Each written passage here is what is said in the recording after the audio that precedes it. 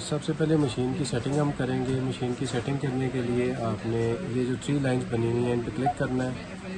Click करने के बाद आप मेन मेन्यू के अंदर आ जाएंगे। मेन मेन्यू में आने के बाद आपने सिस्टम के ऊपर क्लिक करना है। सिस्टम में सबसे पहला ऑप्शन है डेट एंड टाइम का। तो सबसे पहले आपने जो सेटिंग करनी है वो डेट और टाइम की करनी है। ये आपने डेट और टाइम पे क्लिक करना है। डेट और टाइम पे क्लिक करने के बाद सबसे पहला ऑप्शन है date and time auto synchronisation. आपने इस पर क्लिक करना है। जैसे ही आप इस पर क्लिक करेंगे नीचे आपको ये एक मैसेज आएगा, आपने इसको ओके करना है और दूसरे ऑप्शन पे क्लिक करना है। यहाँ पर आपने ऑलरेडी जो लिखा हुआ है एड्रेस, इस एड्रेस को चेंज करना है, डिलीट करना है और इसकी जगह आप लिखेंगे 172.20.86 और ये करने के बाद आप इसको ओके करके सेव कर लेंगे। इसके बाद आपकी ये जो टाइम वाली सेटिंग है ये कंप्लीट हो गई है। दूसरे नंबर पे आप इसके अटेंडेंस में जाएंगे। अटेंडेंस में जाने के बाद आपने दूसरा ऑप्शन है कैमरा मोड। इसमें आप करेंगे save photo on successful verification. इसको ओके करके आप सेव कर लेंगे। फिर थर्ड ऑप्शन पे आप जाएंगे डिस्प्ले यूज़र फ़ोटो।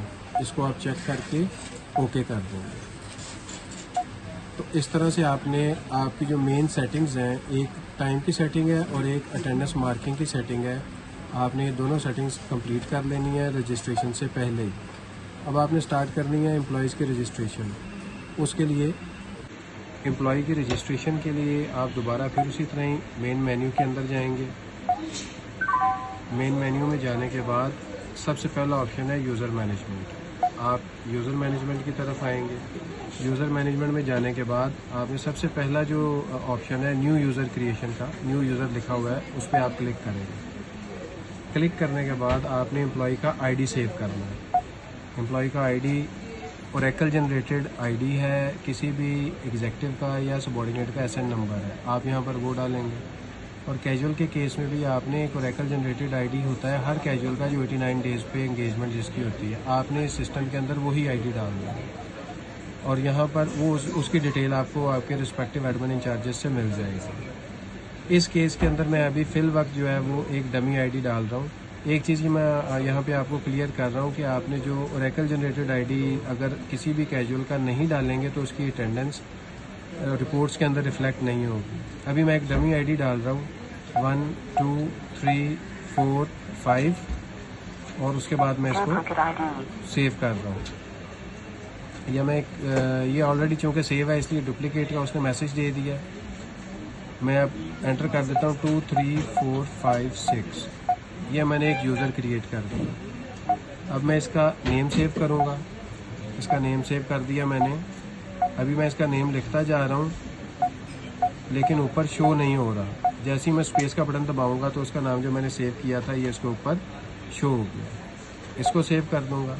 अब इसके बाद मैंने तीसरे नंबर पे है यूज़र रोल। आपने इस यूज़र रोल को चेंज नहीं करना और आपने इस यूज़र रोल को नॉर्मल यूज़र पे ही रखना है। इसको आपने चेंज नहीं करना, मॉडिफाई नहीं करना। फिर अब हमने जिस एम्प्लॉय को भी रजिस्टर कर रहे हैं उसका फेस रजिस्टर करना।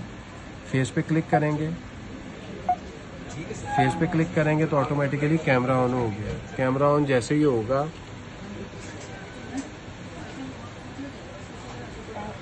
ये उस एम्प्लॉय की रजिस्ट्रेशन सक्सेसफुली हो गई है।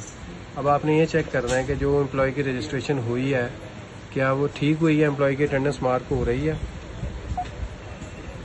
अब आप बैक जाएंगे, ऑटो कैमरा ऑन होगा और ये एम्प्लॉय की अटेंडेंस पता चल रहा है कि मार्क होनी शुरू हो गई है। अब यहाँ पर एक चीज़ आप देखें कि सिर्फ एम्प्लॉय का आईडी आ रहा है, एम्प्लॉय का नाम नहीं आ रहा।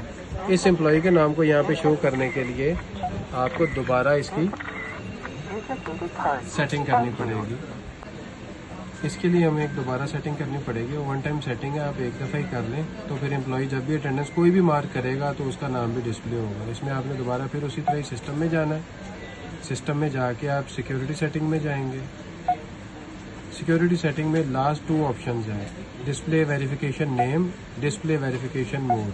इन दोनों को ऑन कर लेंगे तो एम्प्लॉय जब भी अटेंडेंस मार्क करेगा उसको पता चल जाएगा, उसका नीचे नेम भी शो हो जाएगा और उसका एम्प्लॉय नंबर भी शो हो जाएगा।